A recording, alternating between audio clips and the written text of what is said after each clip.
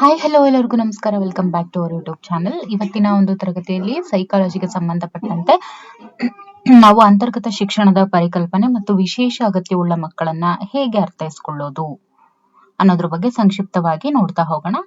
ಮೊದಲನೇದಾಗಿ ಇಲ್ಲಿ ಏನೇನೆಲ್ಲ ನೋಡ್ತೀವಿ ಅಂತ ಹೇಳಿದ್ರೆ, ಅವಕಾಶ ವಂಚಿತ ಹಾಗೂ ಅನಾನುಕೂಲಕರ ಪರಿಸ್ಥಿತಿಗಳನ್ನ ಒಳಗೊಂಡಂತೆ ವಿವಿಧ ಹಿನ್ನೆಲೆಗಳ ಕಲಿಕಾರ್ಥಿಗಳ ಅಗತ್ಯತೆಗಳನ್ನ ಪೂರೈಸೋದು ಹೇಗೆ, ಜೊತೆಗೆ ಕಲಿಕಾ ನ್ಯೂನತೆಗಳನ್ನ ಒಳಗೊಂಡಿರುವಂತಹ ಮಕ್ಕಳ ಅಗತ್ಯತೆಗಳನ್ನ ಪೂರೈಸೋದು ಹೇಗೆ, ಜೊತೆಗೆ ಪ್ರತಿಭಾವಂತ, ಸೃಜನಾತ್ಮಕ ಹಾಗೂ ವಿಶೇಷ ಪರಿಣಿತಿಯುಳ್ಳ ಕಲಿಕಾರ್ಥಿಗಳ ಅಗತ್ಯತೆಗಳನ್ನ ಯಾವ ರೀತಿ ಪೂರೈಸೋದು ಅನ್ನೋದ್ರ ಬಗ್ಗೆ ನೋಡ್ತಾ ಹೋಗೋಣ.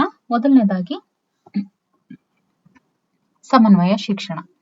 ಒಂದೇ ತರಗತಿಯಲ್ಲಿ ಸಾಧಾರಣ ಮತ್ತು ಅಸಾಧಾರಣ ಮಕ್ಕಳಿಗೆ ಏಕಕಾಲದಲ್ಲಿ ನೀಡುವಂತಹ ಶಿಕ್ಷಣಕ್ಕೆ ಸಮನ್ವಯ ಶಿಕ್ಷಣ ಅಂತ ಹೇಳ್ತಾರೆ. ಏನು, ಒಂದೇ ತರಗತಿಯಲ್ಲಿ ಸಾಧಾರಣ ಮತ್ತು ಅಸಾಧಾರಣ ಎರಡೂ ತರ ಮಕ್ಕಳಿಗೆ ಒಂದೇ ಏಕಕಾಲದಲ್ಲಿ ನೀಡುವಂತಹ ಶಿಕ್ಷಣಕ್ಕೆ ಸಮನ್ವಯ ಶಿಕ್ಷಣ ಅಂತ ಕರೀತಾರೆ.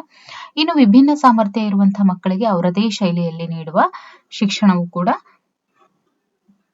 ಆಗಿದೆ. ವಿಭಿನ್ನ ಸಾಮರ್ಥ್ಯವಿರುವ ವಿದ್ಯಾರ್ಥಿಗಳಿಗೆ ಅವರದೇ ಆದಂತಹ ಶೈಲಿಯಲ್ಲಿ ನೀಡುವಂತಹ ಶಿಕ್ಷಣ ಕೂಡ ಆಗಿದೆ. ನ್ಯೂನತೆ ಉಳ್ಳಂತಹ ಮಕ್ಕಳಿಗೆ ಶಾಲಾ ತರಗತಿಯಲ್ಲಿ ಸಾಮಾನ್ಯ ಶಿಕ್ಷಕ ಶಿಕ್ಷಕಿಯರಿಂದ ಸಾಮಾನ್ಯ ಮಕ್ಕಳೊಂದಿಗೆ ಶೈಕ್ಷಣಿಕ ಅವಕಾಶ ಕಲ್ಪಿಸಿಕೊಡುವ ಉದ್ದೇಶವನ್ನ ಹೊಂದಿರುವಂತದನ್ನ ನಾವು ಸಾಮಾನ್ಯ ಶಿಕ್ಷಣ ಅಂತ ಹೇಳಿ ನೋಡ್ಬೋದು. ನೋಡಿ, ಯಾವೆಲ್ಲ ಮಕ್ಕಳು ನ್ಯೂನತೆಯನ್ನ ಒಳಗೊಂಡಿರ್ತಾರೆ ಅಂತ ಮಕ್ಕಳಿಗೆ ಶಾಲಾ ತರಗತಿಯಲ್ಲಿ ಸಾಮಾನ್ಯವಾಗಿ ಅಂದ್ರೆ ಸ್ಪೆಷಲ್ ಟೀಚರ್ಸ್ ಅಂತ ಏನೂ ಇಲ್ಲ. ಕಾಮನ್ ಆಗಿ ಯಾರೆಲ್ಲ ಸಾಮಾನ್ಯ ಶಿಕ್ಷಕ ಮತ್ತು ಶಿಕ್ಷಕಿಯರಿರ್ತಾರೆ ಅವರಿಂದ ಸಾಮಾನ್ಯ ಮಕ್ಕಳೊಂದಿಗೆ ಶೈಕ್ಷಣಿಕ ಅವಕಾಶವನ್ನ ಕಲ್ಪಿಸಿಕೊಡುವ ಉದ್ದೇಶವನ್ನ ಈ ಸಮನ್ವಯ ಶಿಕ್ಷಣ ಒಳಗೊಂಡಿರುತ್ತೆ.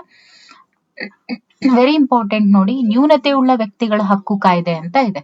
ನ್ಯೂನತೆ ಉಳ್ಳ ವ್ಯಕ್ತಿಗಳ ಹಕ್ಕು ಕಾಯ್ದೆ 2016 ಪ್ರಕಾರ, this is very important. Okay, ನ್ಯೂನತೆ ಉಳ್ಳ ವ್ಯಕ್ತಿಗಳ ಹಕ್ಕು ಕಾಯ್ದೆ 2016 ಉದ್ದೇಶದ ಪ್ರಕಾರ 6 ರಿಂದ 18 ವಯೋಮಾನದ ನ್ಯೂನತೆ ಉಳ್ಳ ಎಲ್ಲಾ ಮಕ್ಕಳಿಗೂ ಕೂಡ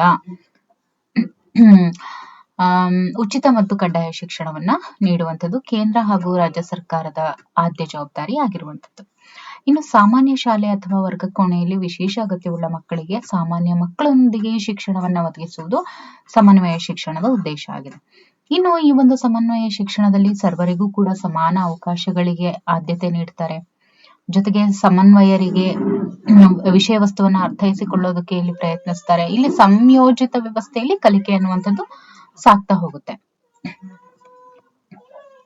ಇನ್ನು ಸಮನ್ವಯ ಶಿಕ್ಷಣದ ಲಕ್ಷಣಗಳನ್ನ ನಾವು ನೋಡ್ತಾ ಹೋದ್ರೆ, ವರ್ತನೆಯಲ್ಲಿ ವೈವಿಧ್ಯತೆಯನ್ನ ಕಾಣಬಹುದು. ಆಮೇಲೆ ಸಮಾಜದಲ್ಲಿ ಸಹಬಾಳ್ವೆ ಕಾಣಬಹುದು. ಸಹಕಾರ ಮನೋಭಾವವನ್ನ ಇದರಿಂದ ಬೆಳೆಸಬಹುದು. ಜೊತೆಗೆ ಸಮಾನತೆಯ ಪರಿಕಲ್ಪನೆ ಕೂಡ ಇದರಿಂದ ಬೆಳೀತಾ ಹೋಗುತ್ತೆ. ಇನ್ನು ಸಮಗ್ರ ಶಿಕ್ಷಣ. ಸಮಗ್ರ ಶಿಕ್ಷಣ ಅನ್ನುವಂಥದ್ದು ನೋಡಿ, ಸಮಗ್ರ ಶಿಕ್ಷಣ ಪರಿಕಲ್ಪನೆ ಅನ್ನುವಂಥದ್ದು 1986 ರಾಷ್ಟ್ರೀಯ ಶಿಕ್ಷಣ ನೀತಿಯ ಮೂಲಕ ಬೆಳಕಿಗೆ ಬಂತು. ಓಕೆ, ಸಮಗ್ರ ಶಿಕ್ಷಣ ಅನ್ನುವಂಥದ್ದು 1986 ರಾಷ್ಟ್ರೀಯ ಶಿಕ್ಷಣ ನೀತಿಯ ಮೂಲಕ ಬೆಳಕಿಗೆ ಬಂತು. ಸಾಮಾನ್ಯ ಮಕ್ಕಳು ಮತ್ತು ವಿಕಲಚೇತನ ಮಕ್ಕಳ ನಡುವೆ ಆರೋಗ್ಯಕರವಾಗಿರುವಂತಹ ಸಾಮಾಜಿಕ ಬಾಂಧವ್ಯ ಇರಬೇಕು ಅನ್ನುವಂಥದ್ದು ಈ ಒಂದು ಶಿಕ್ಷಣದ ಪರಿಕಲ್ಪನೆ ಆಗಿತ್ತು. ಯಾವುದೇ ವಿಶೇಷ ಸೌಲಭ್ಯ ಇಲ್ಲದೆ ಅಸಮರ್ಥ ಮಕ್ಕಳನ್ನ ಸಾಮಾನ್ಯ ಮಕ್ಕಳೊಂದಿಗೆ ಕಲಿಯೋದಕ್ಕೆ ಅವಕಾಶ ನೀಡುವಂಥದ್ದನ್ನ ಸಮಗ್ರ ಶಿಕ್ಷಣ ಅಂತ ಹೇಳ್ತೀವಿ.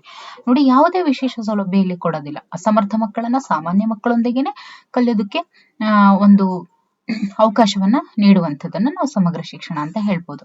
ಇಲ್ಲಿ ಶಾಲೆಗೆ ದಾಖಲಾದ ಅಸಮರ್ಥ ಮಕ್ಕಳ ಕಲಿಕೆಗೆ ಅವಕಾಶ ನೀಡುವುದು, ಜೊತೆಗೆ ವಿಶೇಷ ಯೋಜನೆಗಳ ಮೂಲಕ ಎರಡೂ ಬಗೆಯ ಮಕ್ಕಳಿಗೆ ಕಲಿಯೋದಕ್ಕೆ ಅವಕಾಶ ಇಲ್ಲಿ ಮಾಡಿಕೊಡ್ಲಾಗುತ್ತೆ. ಜೊತೆಗೆ ಸಮಗ್ರ ಶಿಕ್ಷಣವು ಮನೋವೈಜ್ಞಾನಿಕವಾಗಿ ಕೂಡ ಅವಶ್ಯಕವಾಗಿರೋದನ್ನ ಕಾಣ್ಬೋದು. ಇನ್ನು ವಿಶೇಷ ಮಕ್ಕಳು. ವಿಶೇಷ ಮಕ್ಕಳು ಅಂತ ಅಂದ್ರೆ ಅದರ ಅರ್ಥ ನೋಡಿ, ವಿಶೇಷ ಮಕ್ಕಳು ಸಾಮಾನ್ಯ ಮಕ್ಕಳಿಗಿಂತ ಬೌದ್ಧಿಕ, ದೈಹಿಕ ಮತ್ತು ಸಾಮಾಜಿಕ ಗುಣಲಕ್ಷಣಗಳಲ್ಲಿ ಬಹಳನೇ ಭಿನ್ನವಾಗಿರ್ತಾರೆ.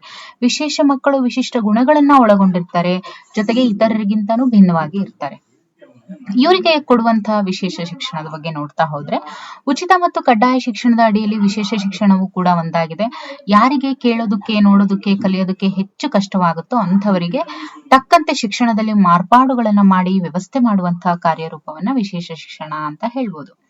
ಇನ್ನು ರಾಷ್ಟ್ರೀಯ ಶಿಕ್ಷಣ ನೀತಿ ಏನಿದೆ ಅದು ದೌರ್ಬಲ್ಯವಿರುವಂತಹ ಮಕ್ಕಳಿಗೆ ವಿಶೇಷ ಶಿಕ್ಷಣದ ಅವಶ್ಯಕತೆಯು ಸಾಮಾನ್ಯ ಶಾಲೆಗಳಲ್ಲಿ ದೊರೆಯೋದಿಲ್ವೋ ಅಂತವರಿಗೆ ಪ್ರತ್ಯೇಕ ಶಾಲೆಗಳಲ್ಲಿ ವಿಶೇಷ ಶಿಕ್ಷಣ ನೀಡಬೇಕು ಅಂತ ಹೇಳಿ ರಾಷ್ಟ್ರೀಯ ಶಿಕ್ಷಣ ನೀತಿ ಒತ್ತಿ ಹೇಳುತ್ತೆ. ಇದರ ಜೊತೆಗೆ ಮಕ್ಕಳ ದುರ್ಬಲತೆಗೆ ಅನುಗುಣವಾಗಿ ಕೊಡುವಂತಹ ಶಿಕ್ಷಣ ವ್ಯವಸ್ಥೆ ಆಗಿದೆ. ಇಲ್ಲಿ ವಿಶೇಷ ತರಬೇತಿ ಹೊಂದಿರುವಂತಹ ಶಿಕ್ಷಕರು ಕೂಡ ನೋಡಿ, ಇನ್ಕ್ಲೂಸಿವ್ ಎಜುಕೇಶನ್ ಅಲ್ಲಿ ಏನಾಗುತ್ತೆ, ಸಮನ್ವಯ ಶಿಕ್ಷಣದಲ್ಲಿ ಸಾಮಾನ್ಯ ಶಿಕ್ಷಕರು ಕಾರ್ಯವನ್ನ ನಿರ್ವಹಿಸಿದ್ರೆ ವಿಶೇಷ ತರಬೇತಿ ಹೊಂದಿರುವಂತಹ ಶಿಕ್ಷಕರು ವಿಶೇಷ ಶಿಕ್ಷಣದ ಅಂಡರ್ ಅಲ್ಲಿ ಬರ್ತಾರೆ. ವಿಶೇಷ ಮಕ್ಕಳ ಸಮಸ್ಯೆಗಳನ್ನ ನಿವಾರಣೆ ಮಾಡಲಾಗುತ್ತೆ. ಇಲ್ಲಿ ಆರ್ಥಿಕವಾಗಿ ಸಾಮಾಜಿಕವಾಗಿ ಹಿಂದುಳಿದವರಿಗೆ ಇಲ್ಲಿ ಸಹಾಯ ಮಾಡಲಾಗುತ್ತೆ. ಜೊತೆಗೆ ವಿದ್ಯಾರ್ಥಿಗಳು ತಮ್ಮ ಮಿತವಾದ ಸಾಮರ್ಥ್ಯಗಳಿಂದ ಅಥವಾ ಇತರೆ ಸನ್ನಿವೇಶಗಳಿಂದ ಶೈಕ್ಷಣಿಕ ನ್ಯೂನತೆಯನ್ನ ಹೊಂದಿರ್ತಾರೆ. ಇಂಥವರಿಗೆ ಸಾಮಾನ್ಯ ಶಾಲೆಗಳಲ್ಲಿ ನೀಡುವಂತಹ ಶಿಕ್ಷಣದ ಬದಲಿಗೆ ನೋಡಿ ಸಂಪೂರ್ಣವಾಗಿ ಅಥವಾ ಭಾಗಶಃ ವಿಶೇಷ ಶಿಕ್ಷಣದ ಅಗತ್ಯ ಅನ್ನುವಂಥದ್ದು ಇದ್ದೇ ಇರುತ್ತೆ. ಇನ್ನು ವಿಶೇಷ ಶಿಕ್ಷಣದ ಸೇವೆಗೆ ಅಗತ್ಯವಾದಂತ ಪ್ರಮುಖ ಅಂಶಗಳೇನು? ತರಬೇತಿ ಹೊಂದಿರತಕ್ಕಂತ ವ್ಯಕ್ತಿಗಳು ಬೇಕಾಗುತ್ತೆ, ಅದಕ್ಕಂತಾನೆ ವಿಶೇಷ ಪಠ್ಯಕ್ರಮ ಬೇಕಾಗುತ್ತೆ, ವಿಶೇಷ ಸೌಲಭ್ಯಗಳು ಕೂಡ ಇಲ್ಲಿ ಇರಬೇಕಾದಂತದ್ದನ್ನ ಪ್ರಮುಖ ಅಂಶಗಳಾಗಿ ನಾವು ನೋಡ್ತೇವೆ. ಇನ್ನು ವಿಶೇಷ ಶಿಕ್ಷಣದ ಪ್ರಾಮುಖ್ಯತೆಯನ್ನ ನೋಡ್ತಾ ಹೋದ್ರೆ ಇಲ್ಲಿ ವಿಭಿನ್ನ ತರಬೇತಿ ಒದಗಿಸ್ತಾರೆ. ಜೊತೆಗೆ ವಿಶೇಷ ಮಕ್ಕಳ ಸಮಸ್ಯೆಗಳಿಗೆ ಸರಿಯಾದ ಮಾರ್ಗವನ್ನ ಸೂಚಿಸ್ತಾರೆ. ಜೊತೆಗೆ ವಿಶೇಷ ಮಕ್ಕಳ ಅಗತ್ಯತೆಗಳು ಮತ್ತು ಸಮಸ್ಯೆಗಳ ಒಳನೋಟಗಳನ್ನ ನೋಡ್ತಾರೆ. ಜೊತೆಗೆ ಹಲವಾರು ಚಟುವಟಿಕೆಗಳಲ್ಲಿ ಭಾಗವಹಿಸೋದಕ್ಕೆ ಇದು ಸಹಕಾರಿಯಾಗುತ್ತೆ. ಮತ್ತೆ ವಿಶಿಷ್ಟ ಮಕ್ಕಳಲ್ಲಿ ನೈಜತೆಯ ಪರಿಕಲ್ಪನೆಯನ್ನ ಇಲ್ಲಿ ಮೂಡಿಸ್ತಾ ಹೋಗ್ತಾರೆ. ಜೊತೆಗೆ ಸೂಕ್ತ ವೃತ್ತಿಗಳನ್ನ ಯಾವ ರೀತಿ ಮಕ್ಕಳು ಆಯ್ಕೆ ಮಾಡ್ಕೋಬೇಕು ಅನ್ನೋದಕ್ಕೂ ಕೂಡ ಈ ವಿಶೇಷ ಶಿಕ್ಷಣ ತುಂಬಾನೇ ಸಹಕಾರಿಯಾಗಿದೆ. ಇನ್ನು ವಿಶೇಷ ಶಿಕ್ಷಣದ ಉದ್ದೇಶಗಳನ್ನ ನಾವು ನೋಡ್ತಾ ಹೋದ್ರೆ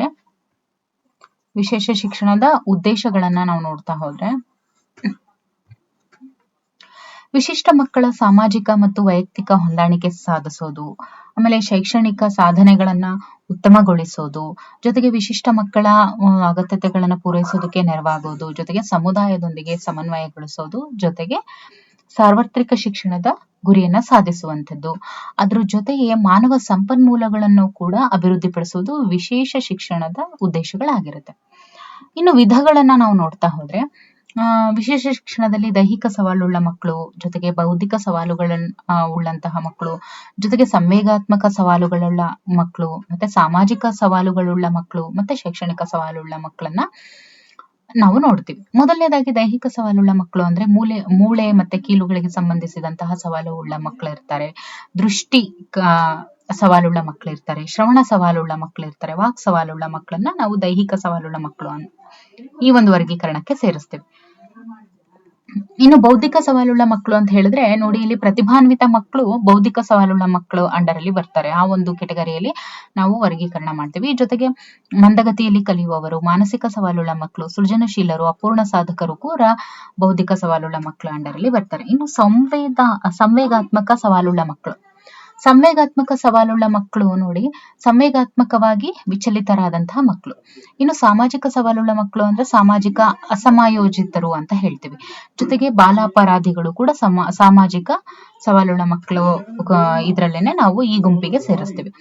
ಜೊತೆಗೆ ಶೈಕ್ಷಣಿಕ ಸವಾಲುಳ್ಳ ಮಕ್ಕಳು ಅಂದ್ರೆ ಕಲಿಕೆಯ ಸವಾಲುಳ್ಳ ಮಕ್ಕಳು ಮತ್ತು ಭಾಷಾ ದೌರ್ಬಲ್ಯ ಉಳ್ಳಂತಹ ಮಕ್ಕಳು. ಓಕೆ, ಇಷ್ಟು ಶೈಕ್ಷಣಿಕ ಸವಾಲುಳ್ಳ ಮಕ್ಕಳು ಅಂಡರ್ ಅಲ್ಲಿ ಬರ್ತಾ ಹೋಗುತ್ತೆ.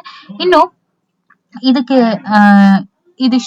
ಇದು ಆಯ್ತು ಅಲ್ವಾ. ಇನ್ನು ಇದರ ಮುಂದುವರಿದ ಭಾಗವಾಗಿ ನಾವು ವಿಕಾಸಾತ್ಮಕ ವೈಫಲ್ಯತೆ ಅಂತ ಹೇಳಿ ಅದನ್ನೇ ಒಂದು ಟಾಪಿಕ್ ಆಗಿ ನಾವು ನೋಡ್ತಾ ಹೋಗೋಣ ಮುಂದಿನ ಒಂದು ಕ್ಲಾಸ್ ನಲ್ಲಿ. ಓಕೆ, ಇದಿಷ್ಟು ಸಮನ್ವಯ ಶಿಕ್ಷಣ ಮತ್ತು ಸಮಗ್ರ ಶಿಕ್ಷಣ ಮತ್ತು ವಿಶೇಷ ಶಿಕ್ಷಣದ ಬಗ್ಗೆ ಆಗಿತ್ತು. ವಿಡಿಯೋ ವೀಕ್ಷಿಸಿದ್ದಕ್ಕಾಗಿ ಧನ್ಯವಾದಗಳು.